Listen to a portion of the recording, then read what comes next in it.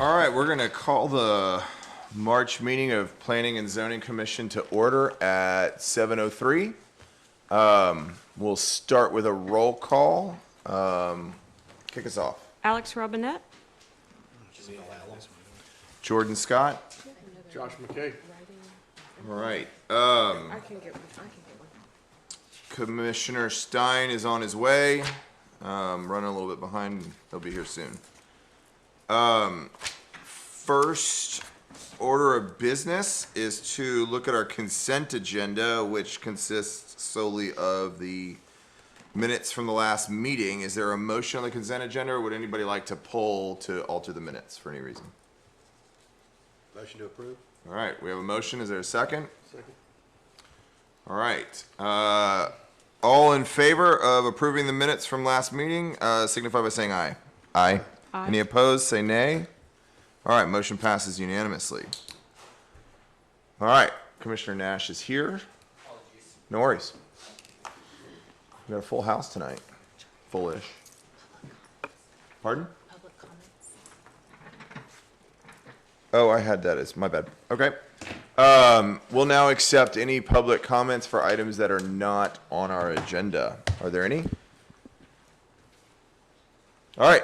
Hearing none, we're going to move on to our first public hearing. You ready for us to roll? Yeah. Yeah, all right. We're going to move on to our first public hearing at 7:05. Regarding a replat of the properties at 103 Riley Road and 2408 Vance Lane. Is the applicant here? He is. All right, fantastic. Please state your name for the record and walk us through. My name is Roy Adams. I'm a landscape architect. I'm here on behalf of Gary Keller and Mary Kluger. We're here to submit an application to, a replat application to join the properties of 2408 Vance Lane and 103 Riley into a singular use property.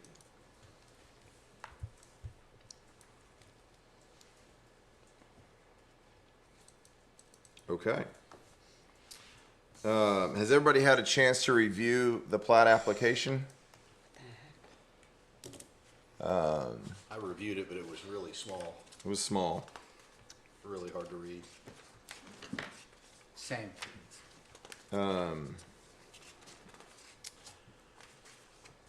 Do you guys have any of the larger copies of them by chance? You guys look at it on that, but Let's see if I can blow it up more. We'll run some larger copies. That's what it might be helpful. Print it out when we need it, and go run some more copies. I would, yeah, just a couple would be helpful. It's hard to read it at the I've smaller got size. one copy, at least the full, on the 17th scale. Here to practice here, try size. Gotcha. Slightly larger. Yeah, still small, but that'll work. There you go. I'm just wondering, I can blow it up on my thing here, so it works well. did platting it after the fact somehow benefit? So the goal here is to join the two into one. Is that, I thought it's platted as one property. Right. They purchased these properties several years ago to join them and use them as one property. Okay.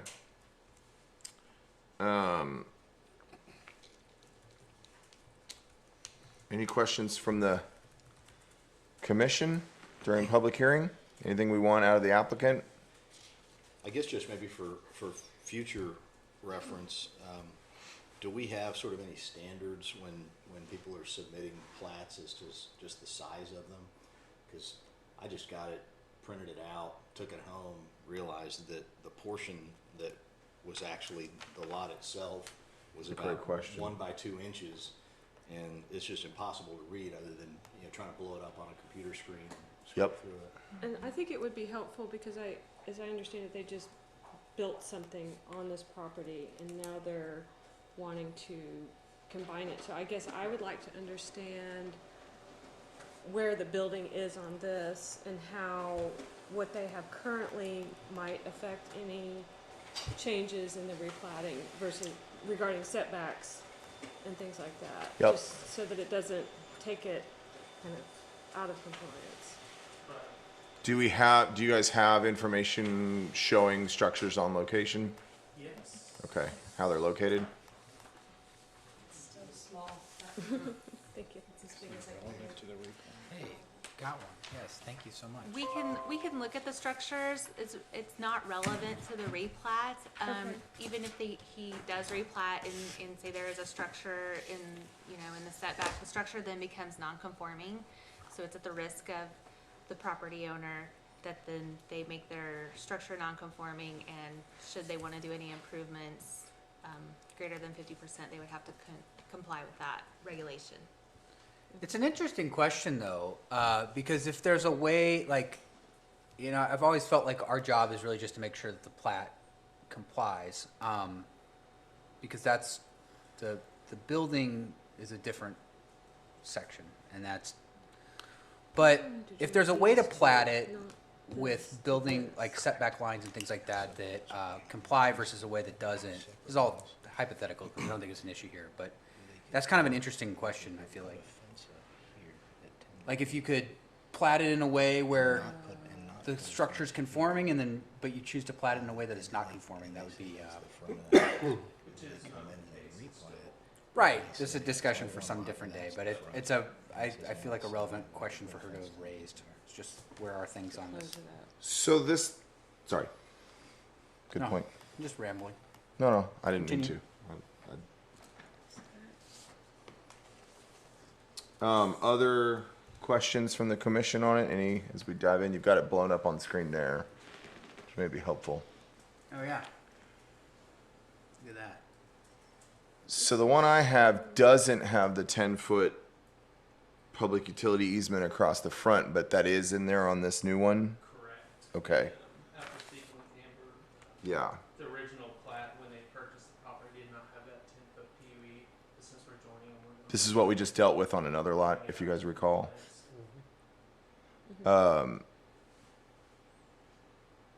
Right. So which way is this lot gonna face, just out of curiosity? It'll be facing Riley. So you've got a rear of 10 feet then? If it's facing Riley, your rear building line as you have it drawn is 10 feet, which would actually be more? 20. 20? So on your right-hand side where you've got a 10-foot building line, it would actually be a 20-foot building line. I don't know what happens to your 30-foot building line there. Yeah. This is But I would one suggest the piece, building and lines they want it joined. Join it with. may be off. Got room for you right here. Since we it's a just get corner lot, Back up for a second. 30-foot building line This is would be currently- correct Okay. all the way across there. What about the rear line? You're correct. That should be 20 Okay. foot building line. We would also recommend that they indicate the side building lines along here. And then on this, what was formerly Lot 6, that they would indicate the 10-foot PUE here to match. Yeah, I was gonna say, we need that PUE across the back as well. And they maintain the easement for electrical, telephone, and then public utilities through the old, what would become the old lot line. So that stays, Yes, they're asking for it to stay. okay? Which one? The one through the middle? Yeah, the existing one. There's one that stays there? Oh, I see Oh, it I'm now. sorry. I thought you kinda were hard to speaking see it. about this one. A 5 Which foot one? plus a 5 foot, so a 10-foot You've got a 10-foot up the middle, yeah, up the middle. Yeah. Okay, so there's two lots here, and we're talking about combining those two. To It has one lot. Nothing to do with the other lot that they have. That will Correct. still Correct. remain a separate lot. Unrelated to lot one. And so did I hear you right that the two 5-foot PUEs running right down the middle, even after the replat, those remain? those are already in existence, yeah. But those don't get vacated? It's Depends on what we accept, it's on this proposal for a replat, right? yeah. I think that's part of the thing where we don't want two lots being combined with somebody building right in the center of the two. Yep. So it's sort of maintaining the distinction similar to two lots in terms of structure, so you can't build over that middle line. But isn't that where the structure is? No, I don't the think so. structure itself falls within the guidelines of the Lot 6. It's, yeah. Okay. sheds back here. Okay. I know we had some discussion in the past about not wanting these mega lots where, you know, now you have all the houses are staggered because people have combined lots and stuff. So. Okay. So the front would be Riley. And so the side.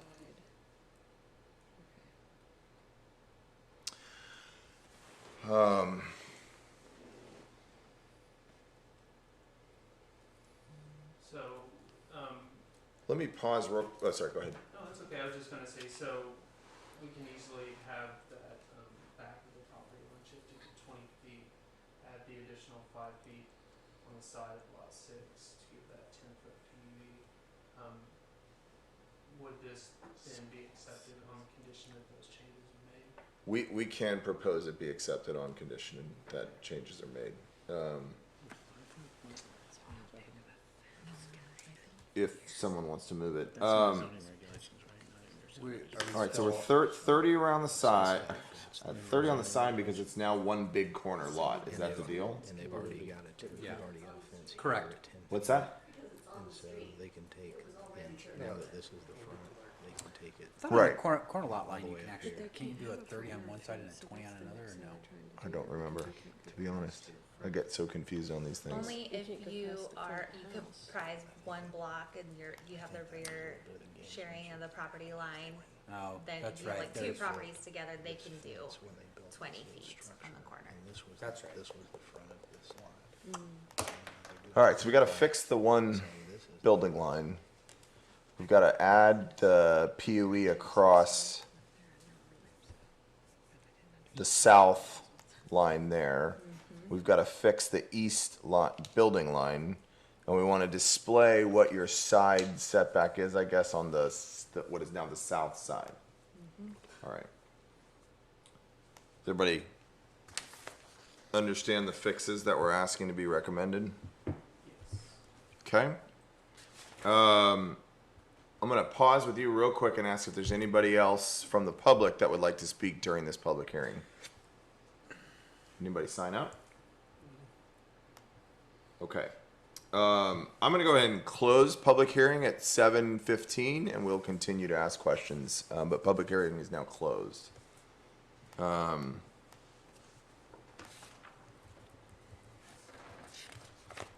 Does anybody want to hear anything from Carrie on this?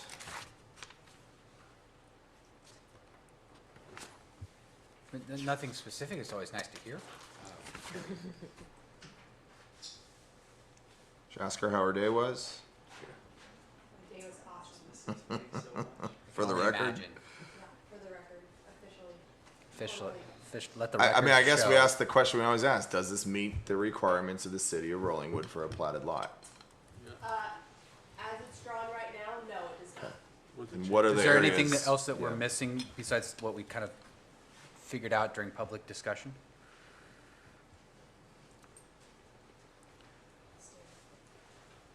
Because I do believe Amber said on the record that you were correct, Jordan. So, I, Sorry, go ahead. the only things that I've seen that are with this plat that are not in compliance are the things that you brought up. The rear building line, the 10-foot PUE along the bottom here. And the building line, the side lot building line on lot 1 and lot 6. Yeah. Here, line, we need those indicated. Along the south, Yes. okay. Yes. And east, so east building line, south building line, Correct. public utility, public utility easement. Correct. Can we call it lines 3 and 4? Is that right? L3, L4. L3 and L4? Huh? There's a label. L3 is on that lot line, and then L4 is on that lot line. See that? Just thought it will make for an easier motion when we get ready to. So Provide- that everybody understands, the building lines are what they are because those are in your zoning regulations.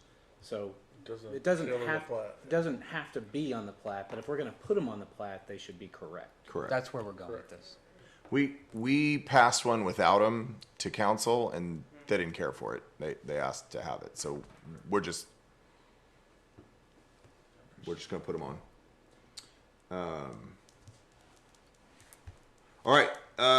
Any further questions for the applicant? I do think the easement part's required though, isn't it? So, Well, it's already got a Both PUD the right here. easements and the building lines are required per our, Our subdivision regulations require them to be shown on the plat. yes, Okay. correct. Yep. They still exist though, even if they're not He's shown. got a But it's 5 good foot that they're out on Yes. there. there on each side, but it says 10 in the, You get 7.5 and 5. yeah. We can't mess with the 7.5, but we can get the 10. It says 10 foot on each side of the property line, correct, for those PUEs? 5. Five, Should be 5. 5 and feet. 5, 10 Are you total. talking about the center line? No, the south PUE, there is one on there. It's L4, hard to there's see. a 5 foot PUE. There's a already. 5 foot already on there back there, if you look at it. Here? Yeah, there's a L4? 5 foot right here. That's 5, foot. yeah. So is that supposed to be 10 or 5? 10 to match that. Side there, you can't see it. I'll need to go back and check that to The- be sure. Yeah. Yep, where those arrows There it are. is. Yep. So we can pass it on conformance with required, yeah, it's a 5 foot. What you sent me said 10 on either side, I thought. I may have read that wrong Let me though. check the language again. I thought it was 5, but, It's 10 foot total. 10 foot total. But we'll You want me take to 10 read it, foot. or? I'll check it. Okay. I'll check. So we can do a first pass, recommendation pass based upon this, but it still comes back around? With a replat, it won't Interesting. come back. You can condition your approval on those things you believe to be on there, and then when they take it to city council, they will have to be on there.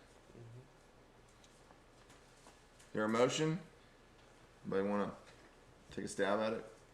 Sure, I'll move that we give conditional approval of this and pass it on to city council, provided that we make these changes that were discussed, namely that at L3, we would reflect a 20-foot building line, and on line L4, lot line L4, there would be a 10-foot public utility easement. And then also reflect L5 and L4, a 20, whatever the appropriate side building. Does that make sense? Oh, right. We need a side. Yeah, so on the side lot line, it's a minimum of 10, and then the two together have to add up to 12 to 15, right? I think it's They have to add up to that's 25. 25, but they've only got 30 25. on the front. I don't know where But a it- minimum of 10. So I'm guessing it needs to show a side building line of 10. Okay. Okay. Thank you for that suggestion, so I'll modify my, Friendly amendment. yeah, friendly amendments accepted. Thank you so much. We So had we're following to- Robert's rules really well. All right, let me then try. Is there a second on the motion? Or do you want to restate it? Sure, I'll restate the motion. I move that we give conditional approval, subject to the following changes being made prior to it being before council, which would involve a building line on lot line L3 being increased to 20 feet, a public utility easement line being reflected on lot line L4 such that it would be 10 feet, and then a side building line for the lot lines L5 and L4 reflecting the minimum side lot line, which would be, we believe, 10 feet on that as well. Okay, A second. second. All right, we have a motion and a second. Is there any further discussion? All right, hearing none, we'll bring it to a vote. All in favor, please signify by saying aye into the mic. Aye. All opposed, signify by saying nay. All right, hearing none, the motion passes unanimously. Appreciate that. Thank you. Thank you, guys.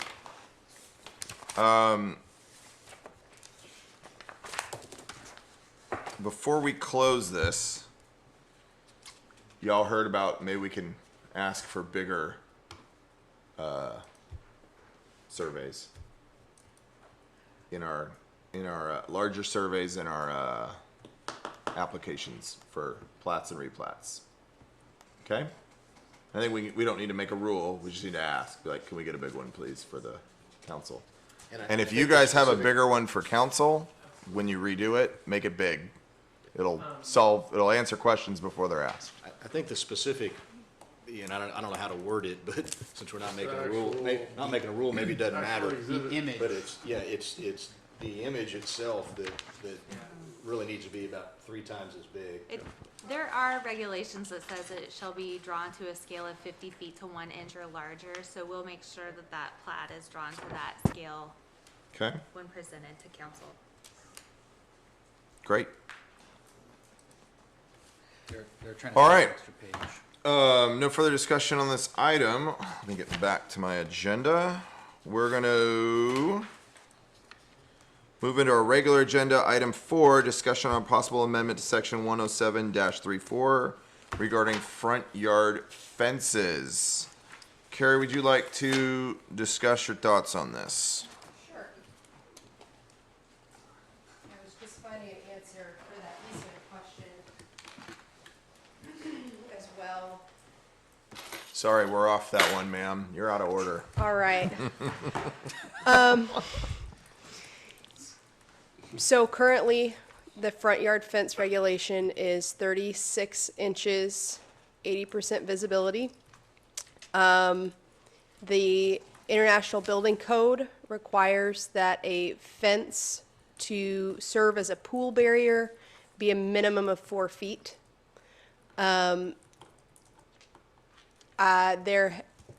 It's infrequent, but we have had a couple of situations where there was a pool on a lot that would need to essentially have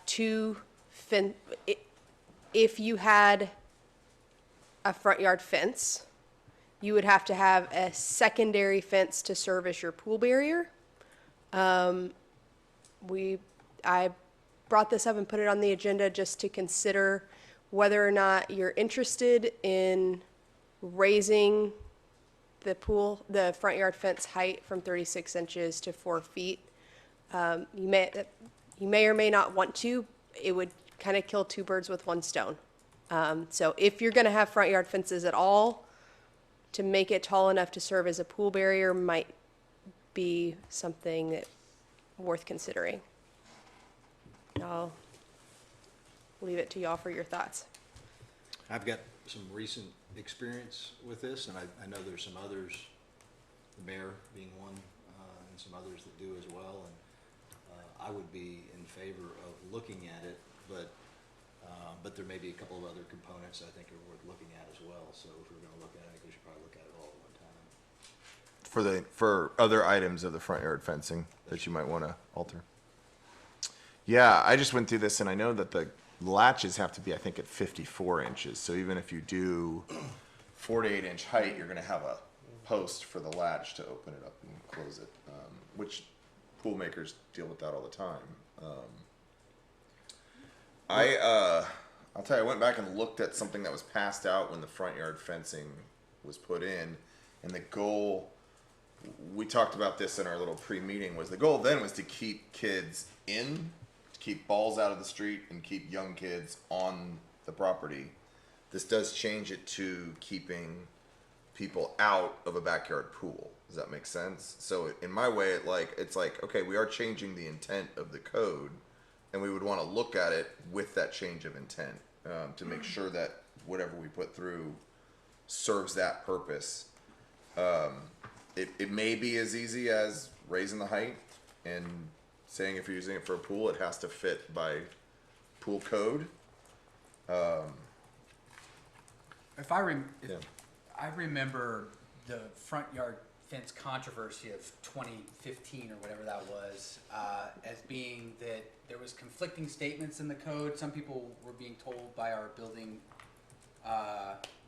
official at the time that you could build whatever you want in terms of fences, and so people were starting to put them in the front yard, and then there were people who were like, oh, that looks too closed off and we're ruining the front yard feel of Rollingwood. And so I thought that what happened was there was a compromise that if you're going to do a fence, it had to be limited to 36 inches Yes. to keep it and open. Yep.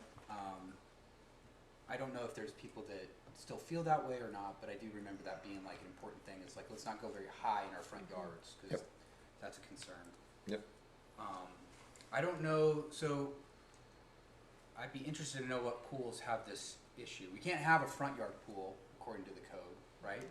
So, You the, can have one behind the house in the side side yard. yard, Mm-hmm. behind, behind the front of the house. So yeah, you would have two fence details if you wanted a front yard fence. Your front yard fence might be 36 and then have to bump up when it hits the house. Now it has to jump up and close off to meet the pool code. So you kind of have a double. I have a Just a double double fence, but it's just because we put the catch a kid fence right around the pool. Because I'm Well, terrified of somebody. there were some other drowning. issues too that I think we had a really hard time understanding the pool code, and so I came up with my interpretation. I asked our architect to come up with theirs. I asked our landscape person to come up with theirs. None of the three were the same, and then when we ultimately came to Carrie, she came up with yet a different interpretation. And our landscape person so misunderstood it that he went and planted all of our shrubs in a location with the intent to then come back and put a fence right on the back side of the shrub so you'd never see the fence. He had to pull all the shrubs up and move them 15 feet and replant them again. And that was all fine, but I think it's just indicative of how confusing it is. And I think layer on top of that, the conflict between the 48 inches for a pool versus the 36 inches and the potential for a double fence. And I just question whether it's really accomplishing its goals.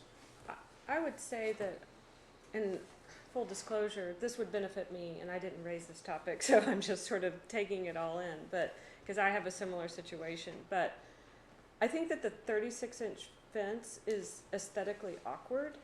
It just seems kind of like an odd height. I don't see a remarkable difference between 36 and 48. I do, however, above that, it does start to become a barrier. And I also think it's important that if you do consider raising it to 48, that you do keep that 80% opening, or whatever that number was, so that it doesn't feel like a wall, per se. That would just be my thought. Where are we on notice for this? Are we able to take action tonight or?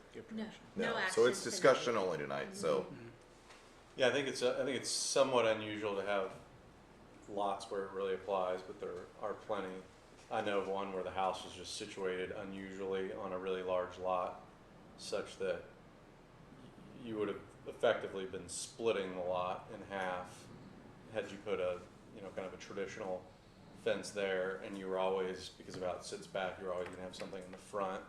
So yeah, they created a situation where you're going to have two big yards that are separate from one another, as opposed to just doing 4 feet and having something that was much more aesthetically pleasing. I think it impacts. No, I know just about every they corner went to whatever we call it. They went and appealed to the commission. Board of Adjustment. They went to the Board of Adjustment and were successful, so they built a 4-foot front yard fence. I would probably, this feels very HOA-y to be talking about aesthetics, so I don't know if that's appropriate for us or not, but I think my tendencies would be to not have front yard fences except in exceptional circumstances where, like you're talking about, weird or awkward lots where it kind of makes sense. Because like you, I kind of feel like the 36 inches looks awkward. I think the 48 might look kind of weird and awkward too, but Potentially. I honestly don't, care a whole lot about the. Yeah, it is. It's, I mean, it I think feels there's. very aesthetic-y, HOA for me to Mm-hmm. say what I just prefer probably open front yards. But I think it's unusual oriented lots that can look normal where you wouldn't even think twice about it. But then if you have, a traditional interior lot and somebody just puts up a 4-foot fence around a traditional looking front yard, Yeah, then that looks pretty awkward. Yeah. And has nothing to do with a pool or anything. Well, So it is tricky to figure out how to. Yeah, I think Yeah, yeah, do we will want to make it impact- contingent on actually having a pool? Can anybody have a 48-foot fence, or is it this is if you're putting in a pool, you can apply for an I extension? think you have to make right? it, if you're gonna do something like it, I think Just do it. it shouldn't be, Yeah. it shouldn't rise or fall with whether or not you're having a pool.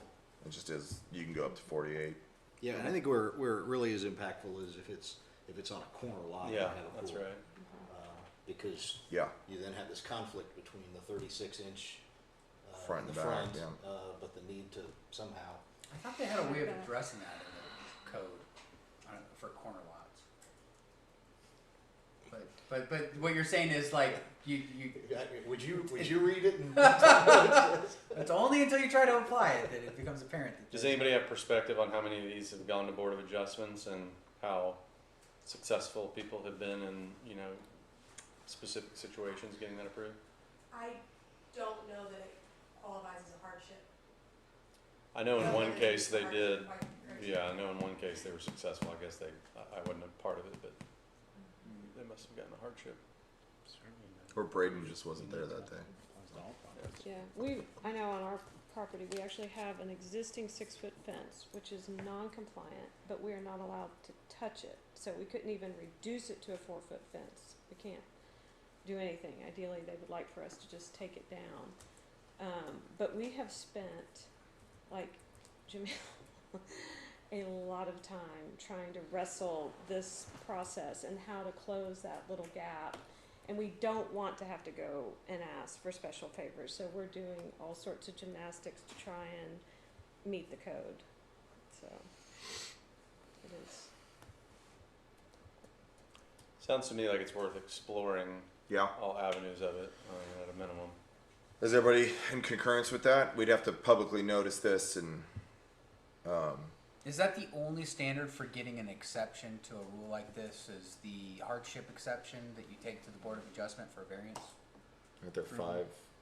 Is there any other way we can create like? It'd be, Yeah, there almost should be like a public vote concept where it's not. Oh, you have to yes. approve this huge. Arm wrestle it out, We'll, baby. we'll have an election every time this comes up. Let's just You go can for only apply in Thunderdome. May and- At 2 Yeah, neighbors but there is. enter. It seems Well, like that. It that seems is like a high that. standard, but there should be something where it's like, well, this.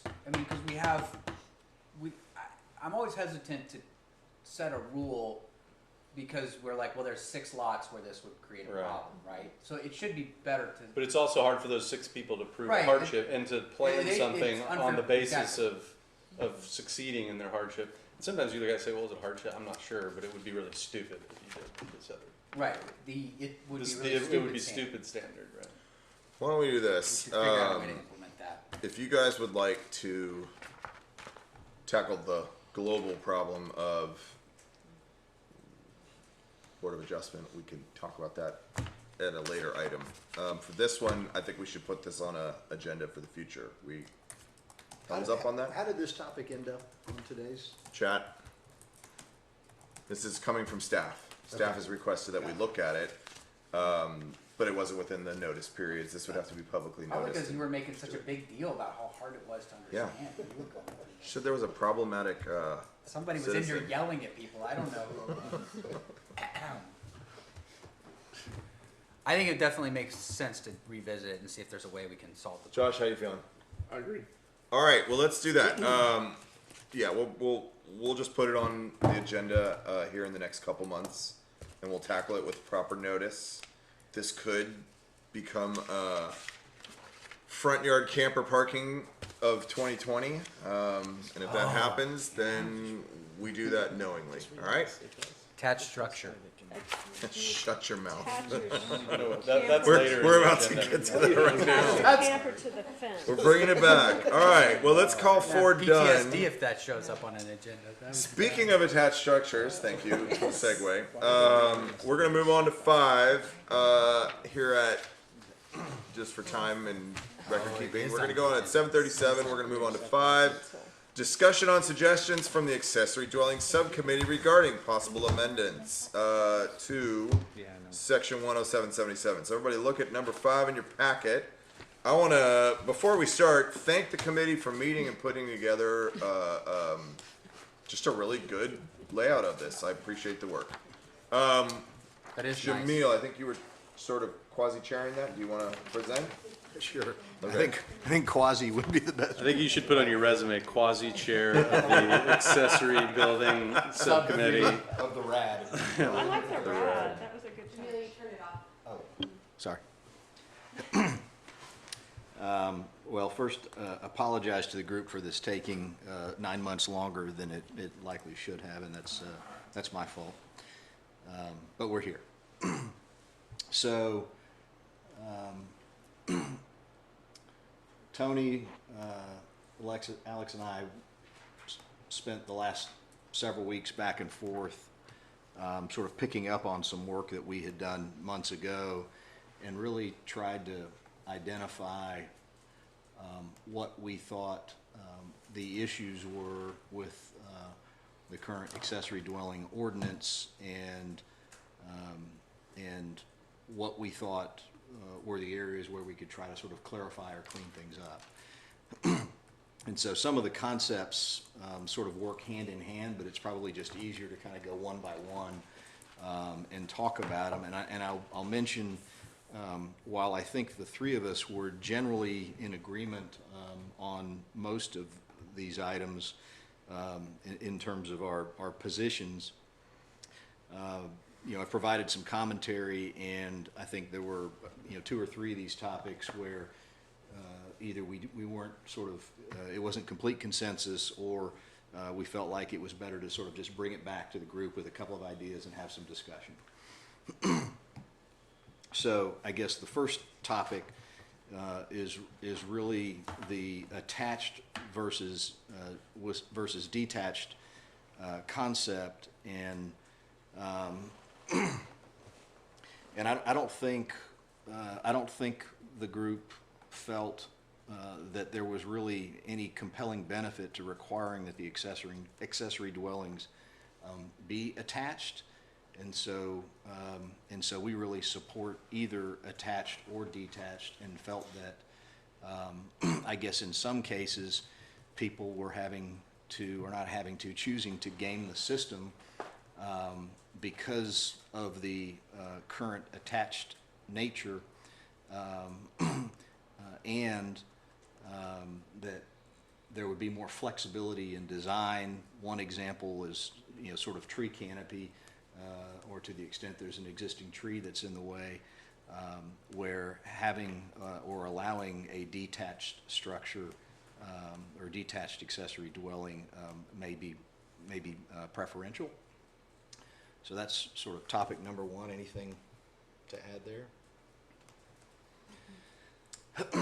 Your cell on commentary, I think it appended it says allow more flexibility, creativity, and architecture while eliminating long, and then it cuts off. Yeah, that was it. Oh, It says long hallway. long hallways. Okay. Yeah, I mean, one of the discussion points on this was actually Jamil's old house, where I think at some point somebody prior to him remodeled. Yep. There was an existing structure in the They back, attached it and with they a forced hallway. them to attach Yeah. it with this long Yep. hallway that Yep. split the yard, and it just Is that the one? this is back to the that seems stupid standard that we want to implement. Yeah. Brian. And it did. That's I mean, gonna be a that, subcommittee right there. the guy that executed on that rehab, created this long, skinny fishbowl hallway to make it attached, and in doing so, really split the yard in half. And it's Could have just done a pergola. yeah.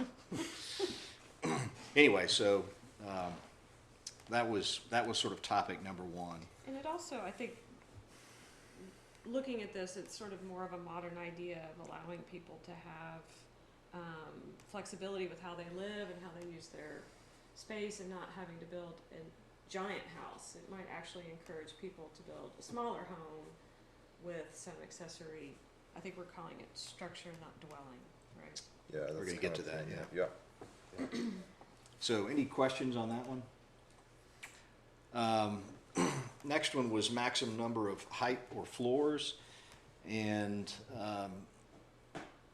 where we landed was that we felt like the height should not exceed the lesser of the tallest point of the main house and the 2 floors, and if the accessory dwelling was located in front of the primary dwelling, then it needed to be limited to 1 floor. Can you define floors in more specific terms? Like, what are you thinking? 10 feet on that, or? You talking about the floor-to-floor heights? Yeah, like the heights. We didn't get into that. Okay. I mean, And really do we, need to I don't know if we discuss have floor anything for, heights. yeah, I guess we don't have anything that restricts. Gonna give you a pass on it, given the other content that you have in here, but, you know, keep up the good work. No, it's good. I just, And I think Yeah, that's you'd probably have to also- come with an actual Come gross with a height of definition the, of, like, you know, what we're including talking roof about. line or whatever. Yeah. you know. All right. There's a little bit of an asterisk. Do we want to allow a secondary structure in front of the primary dwelling? Something to discuss. It's in the build line. It could be the so garage. generally, Yeah, I was thinking, like, I could see a don't limit it to situation one where- floor, but limit it to the height of the house. Some specifics to think about there, like as you get into the technicalities, there are going to be sloping Yeah, we property. talked So about is that, that yeah. above it, or it's like no, your house is 35 feet high, so you get 35 feet off the back of the slope or the front of the slope, or is it truly can't go up past the height of the house? manual. Yeah.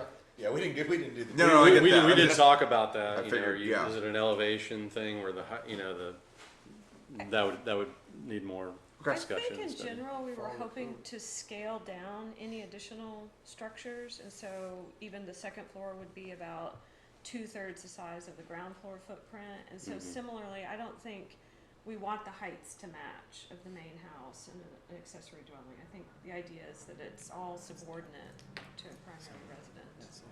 Okay. And we're trying to be thoughtful of, you know, if an accessory structure is, you know, to the rear lot line, let's say, trying to be cognizant of that not being overwhelming to the neighbor, you know, the neighboring properties as well. So, I saw that in there. That's so- the next one. If you yeah, wanna topic segue. number 3, Yeah. Alex just hit on. You know, there was some discussion around the relationship of if there is a detached accessory dwelling, the relationship of the second floor to the first floor, if it's 2 stories. And there was some discussion about if there is a second floor, it should be 2/3 or no greater than 2/3 the size of the first floor. And I don't recall there being sort of strong feeling from the group about it, but it was an attempt to just try to sort of address the scale issue that Alex just hit on. Did we talk about height of second floor and square footage of second floor, or just, I don't remember. I don't think so. I think the math sort of dictates if you have a So it was just not 1,000 having a, square foot limitation, then. Do you guys see that as set back, or would we had a garage with a garage apartment on it in the city in which we were living required like a 10-foot setback when you went to the second floor from neighboring properties. So there was essentially it could be roofed, but that like the next floor had, like with this 2/3 smaller, it had to be kind of inset within the footprint of the lower. That might, we're not talking, I mean, I see you're talking about 1,000 feet here, so it may not be a huge footprint, so it should, when you said 2/3, that's just in total square footage. It could be 2 floors on one side and then set back on other sides, kind of a thing. Yeah, we weren't. We I didn't think really we think were about that, trying to yeah. avoid just a Box. about. two-story Two-story box. thing. Okay. Two-story box could look good, Good. done right. Yeah, so again, I don't That's think- helpful to know the Can intent look is like, bad we just if want done to wrong. avoid a Yeah. 2-story shoebox getting dumped on there. We Same want is to. true for a Okay. 2/3 reduction. though. Yeah. Okay. Yeah, and I think again, there was not strong feeling, but it was an attempt to just address the scale issue. Okay. Next one, maximum size or square footage. We spent a decent amount of time on this topic, and ultimately we felt like 500 square feet, which I think is where we stand today, is fairly limiting. And so we talked about either a maximum square footage of a detached accessory dwelling of 1,000 square feet, or limiting the detached accessory dwelling to 1 dwelling, So big as you want, but only one. as big as you want and only one. And so I think this is one where we felt like it was one that we had sort of taken it as far as we could take it, and we really need to kind of bring it back to the group and have some group think on this. And there likely is some history here that I don't have at least. And I think we were also just overall, we want to take baby steps. I think that was Camille's plan, so that we might tackle just a couple of these things. And regarding square footage, if we're starting at 500, we might want to maybe suggest 750 and not 1,000. Like maybe that's going to be, too much. But getting neighborhood feedback might be helpful on that.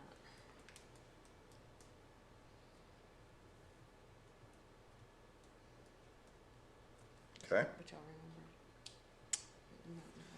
Yeah, I think there's some discussion around that. And no concern on use of having full kitchen, full bathroom, full bedroom.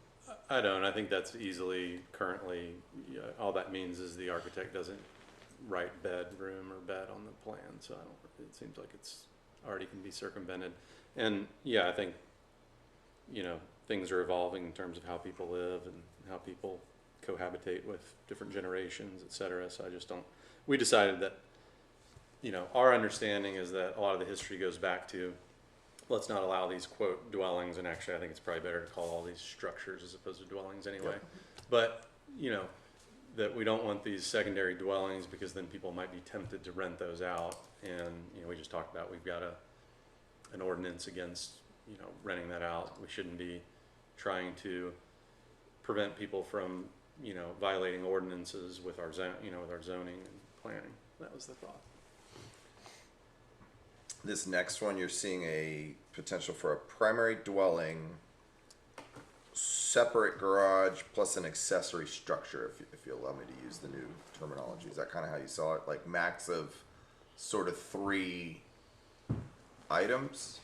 Yeah, this one in the max square footage sort of work a little bit hand in hand, but Okay. but I think the idea was if if we're going to do this, then sort of back to the baby step idea, you can have a primary dwelling, you can obviously have an attached, but you could also have a detached garage, and then you could have one accessory dwelling, conditioned accessory dwelling. Okay. And I think that kind of falls into the baby steps.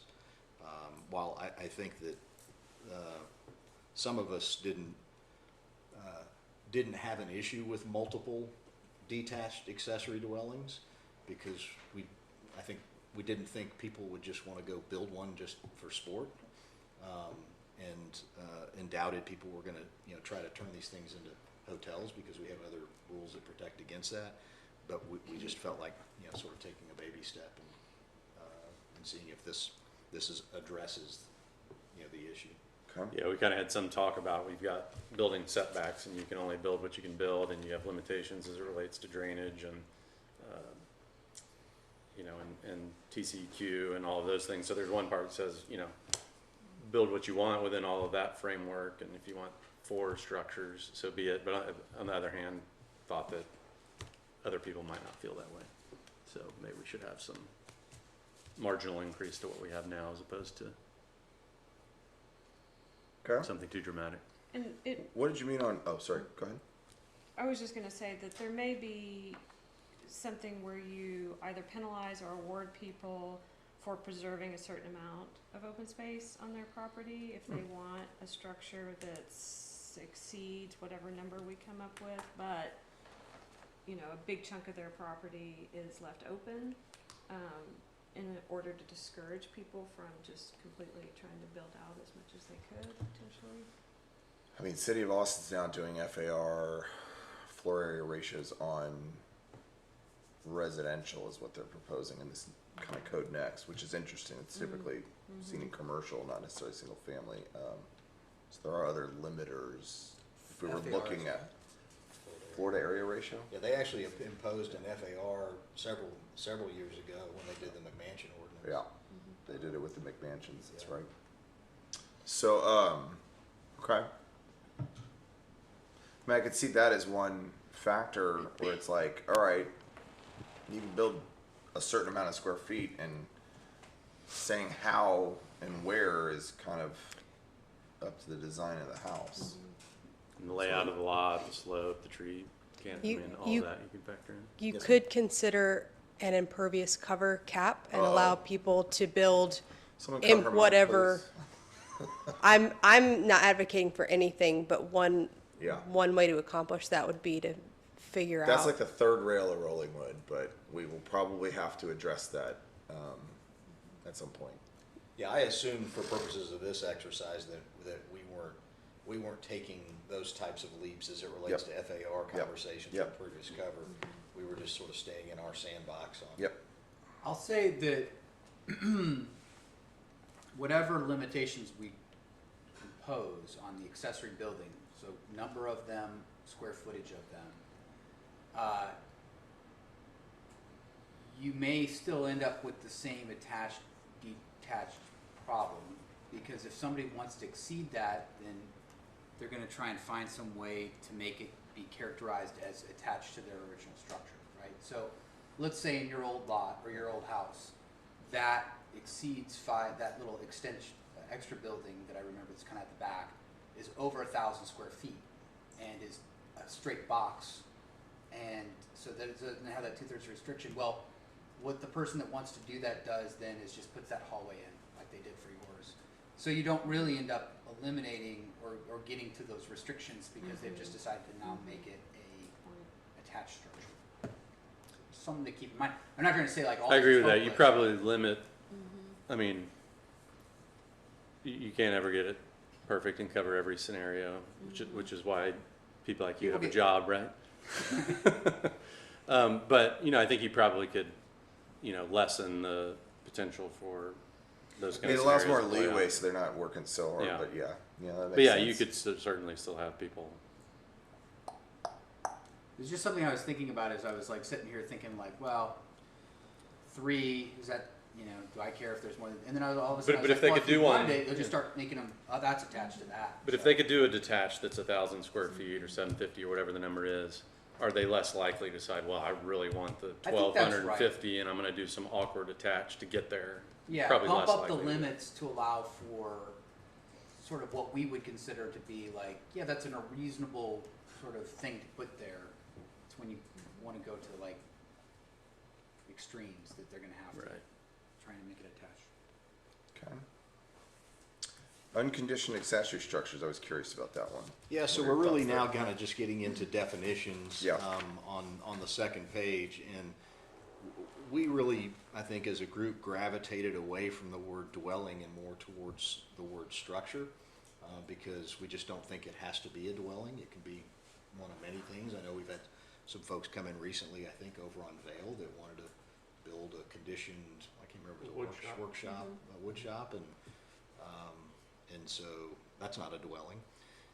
So we prefer accessory structure, and then I like that a lot. and then we sort of took the next step and said, all right, well, there's conditioned accessory structures and unconditioned accessory structures, and what we're really trying to address are the conditioned accessory structures, where we're trying to limit those to one.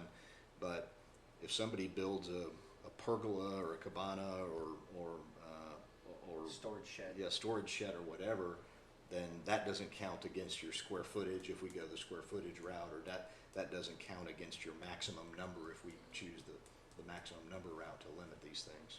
So our recommendation was that we use the terms, unconditioned accessory structure or conditioned accessory structure. The thought process was you might have a conditioned structure, accessory structure.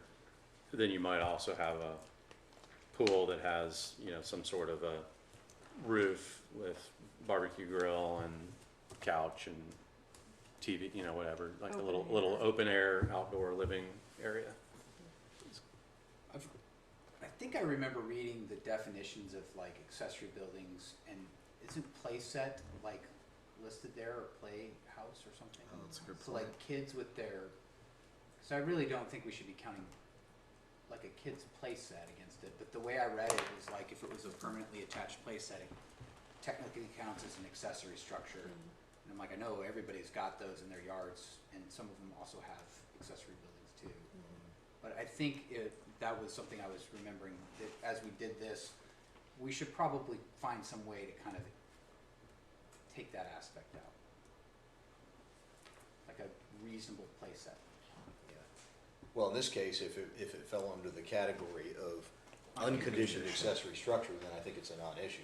Yeah, and maybe that is all we need. But, so if you can have like could you have a garage, a detached garage, a playset, and an accessory building? I don't know. Yeah, that 'Cause was they- the idea, because you've got your primary house, you've got a detached garage, you can have, I guess in our view, correct me if you disagree, you could have unlimited, unconditioned accessory structures, And then one and then that's. one, Or if you wanted to, you could do a limitation and you have your list of what they could be and, That's right. you know, you could have Yeah. 4, whatever it is, you know, if Yeah, somebody that thought it makes was. sense to me. I mean, I think guess- we were really relying upon the, you know, the setbacks, Mhm. you know, being kind of the gospel, and those aren't gonna change in Rollingwood. And so as long as all of these things are happening subject to the setbacks, we think you should have more flexibility than you currently have those. Yeah, like a storage shed and a kid's play set, we shouldn't make you pick for something. Okay. so that was it. It was a lot. You guys did great work. Just as we're about half an hour in, a little less. We're in And public we comment are, again, notice wasn't done for this to take any, so this is pure discussion only tonight. And I'm happy to go as long as the commission wants to go. We also agreed that we would probably, you know, that we should have, this is the type of thing you would want community, you know, input on, so. Do we want to start to compile a short list of recommendations? And then, I don't know, the best way to make this work. I really like your structure, just how you set it up, to be honest. I think that's And this? great. I think it's Yeah, really good. that's awesome. Really good kind of You way nailed of. it, Dad. Hey, kudos. I needed a little prompting to finish it. It's great. Appreciate my rad members. Do you wanna see if there's any, I mean, there's not much public here, but hopefully when we go to take action on something like this, we get a little bit more feedback in the You'd interim. be required to have a public hearing and publish it accordingly. Yeah, but can we take public comment right now on it? Like, just, can people talk? Just recognize someone from the audience if you'd like to. Anybody? Weigh in? No? Okay. Is this where you guys are looking at me to say something? No, Just giving you the no, opportunity. No, you're no not, we're one's not, gotta put- say we're not anything putting in. you on point. It's just if you. Are those streaming at home, would you like to call in? Mike Dyson, not gonna turn down an open 512. mic. It's an election year. Mike Dyson, 300 Inwood. I guess the thing that has gotten me with accessory buildings, you hit on it with, right now, we are kind of forced to choose between a child's playscape or an outdoor kitchen or a storage shed, etc. We're not really enforcing that anyway. And I think there's a big reason for that is that that's not necessarily a violation of the original intent of kind of why that limitation came into place. You noticed, or there was a comment earlier, sorry, from the dais that pointed out the idea was we didn't necessarily want a multifamily experience in our residential areas. So we didn't necessarily want a rental property above a garage or in somebody's backyard kind of thing. And that's my understanding of how this concept originated with the idea of an accessory dwelling. I don't think it should be lost on you that dwelling was the term that was selected rather than structure previously. So I don't necessarily think that we're a community now that is looking to rent out above garage space. But as you've mentioned also previously, that there are other items in our code that do have appropriate limitations there. So great undertaking. Applaud you for it. I also think it's a great a bit of insight from Alex regarding you might actually end up with a less impervious coverage if you allow folks a level of creativity on how they approach their space, rather than suggesting we want all of these things, we have to throw them all under one common roof. So in any case, applaud it, and There's my 2 cents. Thanks, guys. Appreciate it. Yes, thank you. Sarah Hudson, 2805 Rockaway. My understanding was that the way it's in the code currently, isn't it a discussion on accessory buildings and not dwellings or structures? Because to me, a building is different than a structure. Like a cabana is a structure, but it's not a building because it doesn't have walls. So I thought that that was what we had restrictions on right now, was that you could only have one accessory building. And so a playscape would not typically qualify as a building, so that wouldn't be an issue. I also think before we get too far down this road, we need to think about our whole comprehensive plan, if you will, for the neighborhood. And because we haven't gotten too far into the discussion yet, but we did get the final version of our first drainage report. And I know nobody likes to hear the word impervious cover, but the first drainage report, the estimates that we got for the cost of addressing the drainage problems that we already have in Rollingwood, not including the two biggest ones, which are Bee Caves, I guess, and the crossing on Edgegrove, is $18 million. So the idea of allowing people to build however many structures they want to on their property without considering the impact to drainage and the impervious cover that that creates, we cannot afford to keep doing that, because we have serious drainage issues already, and that's going to have to be a part of the discussion that we have going forward, because it's going to keep getting worse and worse. And, you know, an ounce of prevention, I think we need to start taking that into consideration. So. Okay. I think our redevelopment along our corridor study will definitely help with the channelizing of the creek. We can come up with a lot of issues on that side, I think, from our zoning of mixed use and how we address future development on that to help compensate. And But that doesn't help in the middle of town.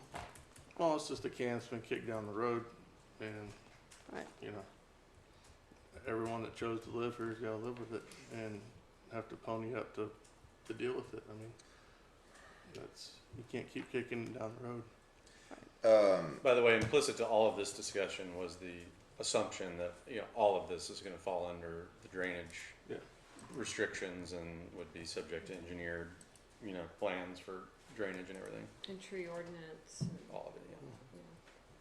And I think it's a good point on the building, and we did not pull out the code as we were talking about all this. We were just making up names for structures and dwellings, et cetera.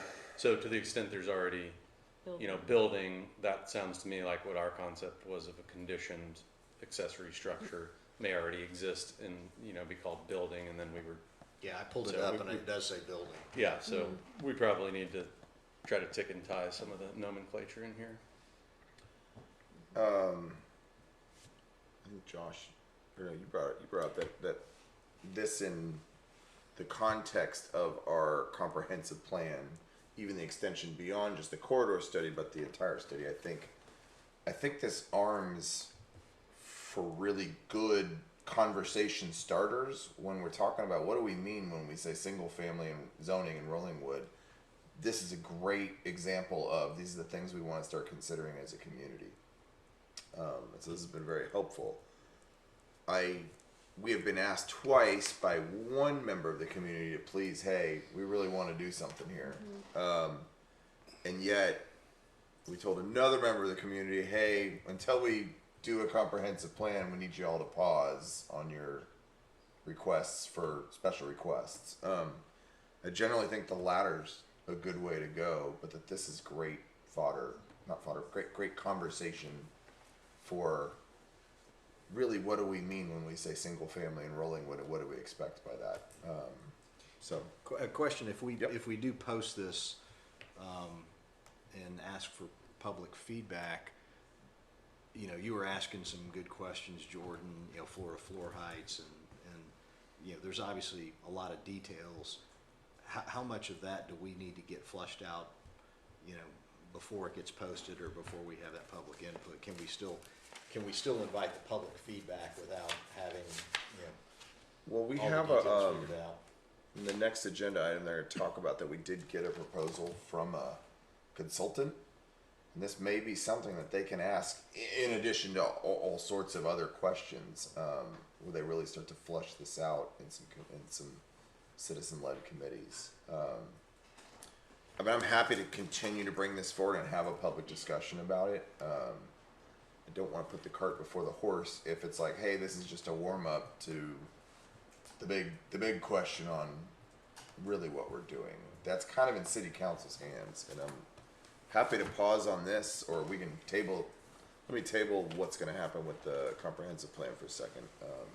I do feel like there's not an urgency, but there are people that are being held up from being able to do some of the things they want to do, and so I do feel compelled to try and address at least sort of some minimum issues, like it doesn't have to be attached or set a new square footage number. I agree with the, doesn't have to be attached. I think you've saved quite a few more trees, like Amy was talking about the clusters of having a little tree family or whatever, but, you know, I think. You want to Gives ask you more council liberty. if they want us to be looking at this, or do they want us to do it as part of a comprehensive plan? I mean, we could just, between now and the next, of like, hey guys, we're really interested in this topic. It's been something we've been noodling on for a while. Waiting for. Yeah, we're having people directly asking us to do this, but we need some guidance from council on. I just don't want us to go too far down the path if we're like, yeah, thanks for all that. We're gonna start and do a big thing. Yeah, I mean, would we want to just try to clean up some of, you know, our nomenclature in here as it relates to buildings and structures, and give them this outline and say this is what we've been talking about, you know, and we were thinking about talking about it some more. You want to? I think in my mind, it makes sense to put. This may be wishful thinking. Put out a public notice. Just say, hey, this is what we've just started thinking on this, and we want to bring the public in as early as possible, and get some public input.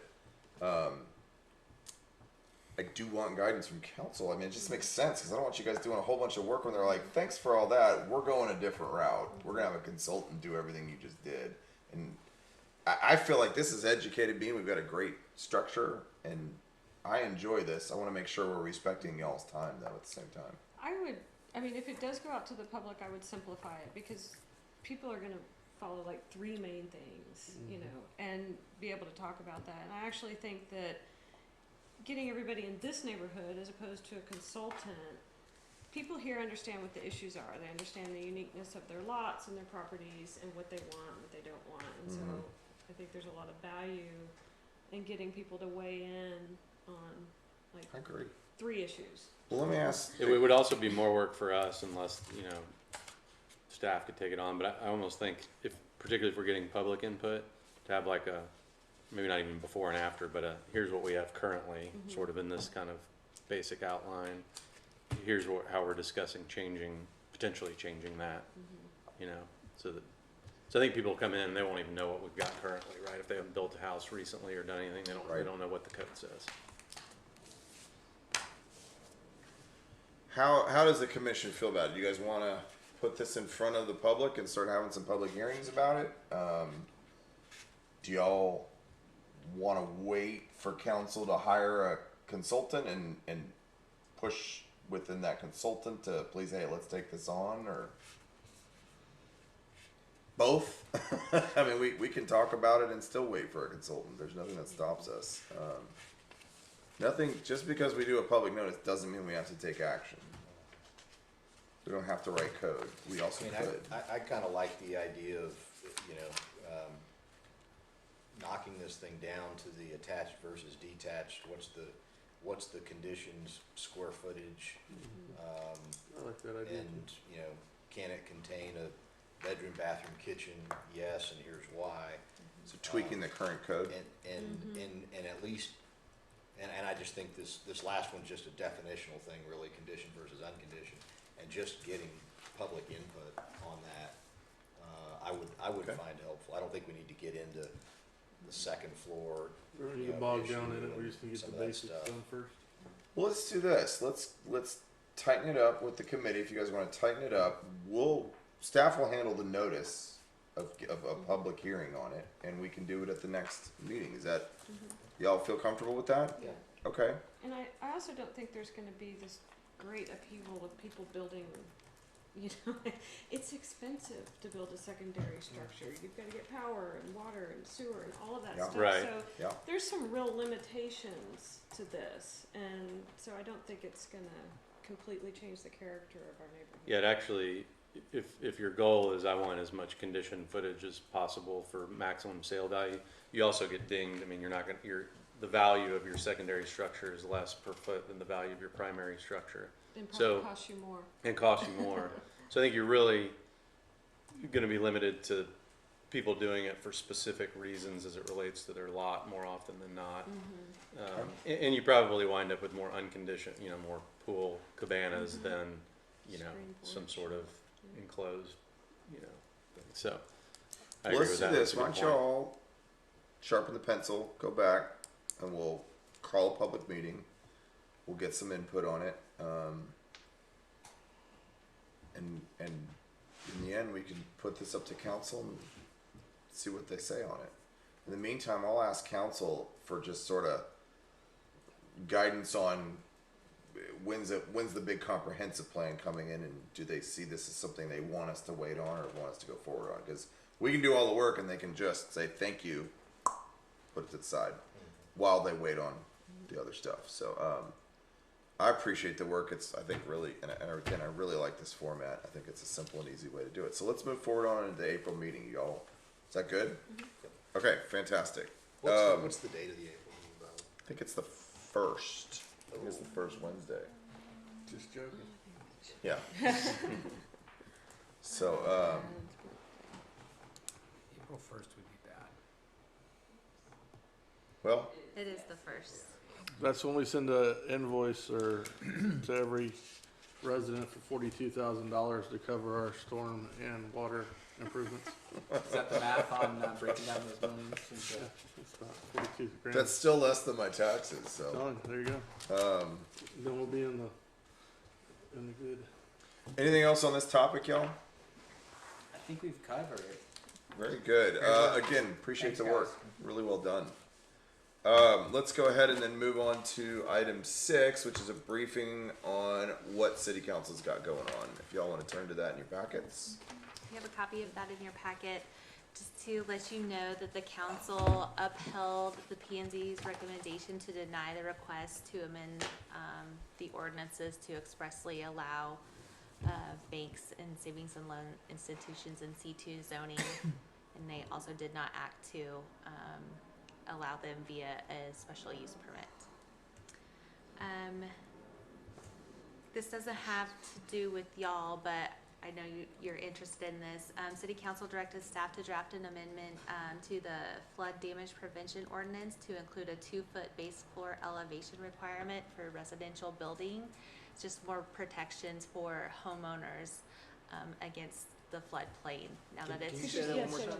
it's it will include a 2-foot base floor elevation requirement, building above the floodplain. So if you're in the floodplain, you need to build 2 feet above it. So it doesn't apply if you're outside of the floodplain. Correct. Yeah, Austin's like 1, isn't it? I think it is. So 2 feet just gets you that much higher. Is this like Does it also include? Just curious. Does it include the floor plan, the mechanicals? Because we had that issue over. I don't remember where it was, but their house was out, but they put the mechanicals were getting flooded out all the time because they had left them low. It says base floor elevation. I'm not sure if that would include mechanicals. Okay. Should. I'll throw that Hopefully back, but they would. it Yes, doesn't I can always. find that Sometimes the answer. AC pad is too low. we feel the need to. It's like a helmet law. It's like if you're not smart enough to. No, they came to the city and said you're flooding my AC. You're the way you're doing drainage is flooding my AC, and the answer back was, well, your AC was too low, but they said you approved it. So, yeah, I think the city helped them raise up their air conditioner was how that one was sorted out. So, anywho. Okay, at the next council meeting, they are going to be exploring an amendment to the drainage criteria manual that currently prohibits building drainage facilities in the 10-foot setback. That's something that doesn't necessarily affect you, but I thought you all should be aware that they're going to be considering that. Staff issued an RFP for engineering services for city engineer. It's due March 5th. The city received one response to the comprehensive plan RFP from Freese and Nichols. It was very comprehensive. What they provided, they didn't realize that we have already done a lot of the legwork with our IIP, our master park plan. We have a tree ordinance. We have a commercial corridor study and a retail study. And so we asked them to go back and put a pencil to it again and kind of carve out some of those pieces, since they won't be having to make those from the ground up. And Is so that publicly accessible? Their response? RFP response. yes, it is. Could you send an email? We don't need it in the packet, but if you do you mind sending an email to the commission on? I would, I can. No worries. It's very, Big. yes, and the price tag on it is probably gonna shock everybody, and so that's why we asked them to go back and put a pencil to it.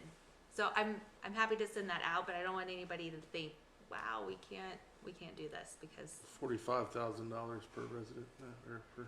45. That's It's- another 40. it's a on top pretty of the large other price 45. tag. So But once we told them we had some of the No, things that's- already in place, they thought they could chip away at that price tag. Well, let me rephrase it. Available if you want to dig for it. Okay. Yes. Does anybody want this thing? I'm curious They're about going it. to I've develop been a like- new scope of work for us and a new price tag for us. We only got one response to the RFP. huh? We only got one response. Can we still get more responses now that it's been sent back, or is that's over? We already extended the deadline, Yeah. and these were the only folks who. That's sad. Are I'm they any excited good? to work with. Yes, I'm excited to work with them. Council doesn't have to pick them. They could Council doesn't have to they could pick go them. again. Mhm. Okay. Okay. Would you like me to email that out? No, I'll get it from you. It doesn't Okay. sound like anybody else is begging Okay. to have stuff to help them sleep at Like night. I said, they're so. going to revise it. We'll make sure, once it's the final response submitted, we'll make sure that you all have it. Okay. I'm curious, but it sounds like a large attachment. We will be sending out a doodle poll to set up the task force meetings for the commercial corridor. We'll try to do that by the end of the week. And then we're working on ordinances to remove masonry requirements consistent with state law. Because it's against the rules. These are always really Fantastic. helpful. Thank you for putting them together. All right. Any questions for Amber? All right. Scheduling and planning for future meeting dates and agenda items. I will not be here April 1st. I likely cannot be here on April 1st either. Yeah, I may not be here either. Boy. Oh, no. And then there were 4.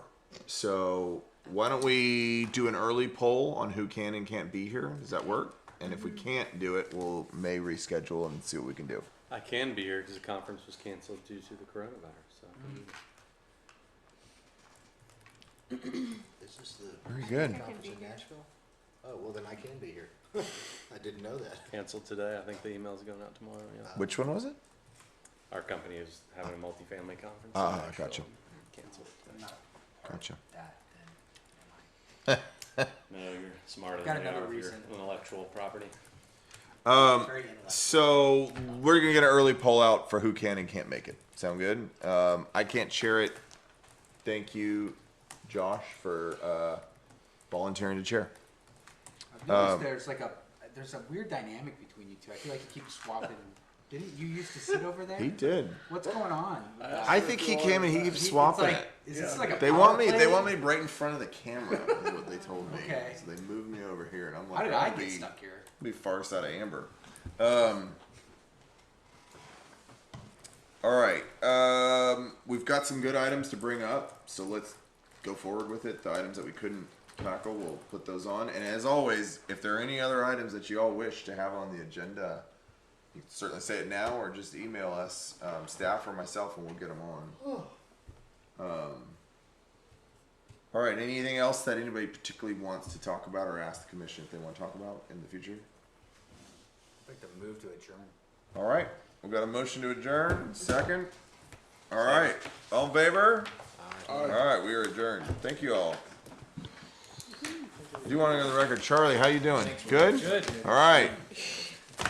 Thanks, sure. Chair. I usually carry these pens to stores. You Great, I thought can bring it out. Josh was on the Good. Thank you. task force. I noticed, did we, the code, Yeah, he's the, I looked up the he's the chair. code. Okay, Did we do because something your name different with the wasn't on code? the thing for the The code? corridor task. Like, Didn't it have used to your be name chapter on it. 14 and 12, like I knew my number. And then I just went to look stuff up and it's coming in like 107, okay.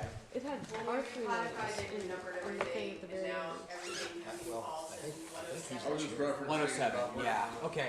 I was noticed, this is why I was like so focused on my laptop, was I was trying It to, says I was like, commercial whoa, corridor where did task everything force go? set up soon. Members, Janelle, Brian, and Alex.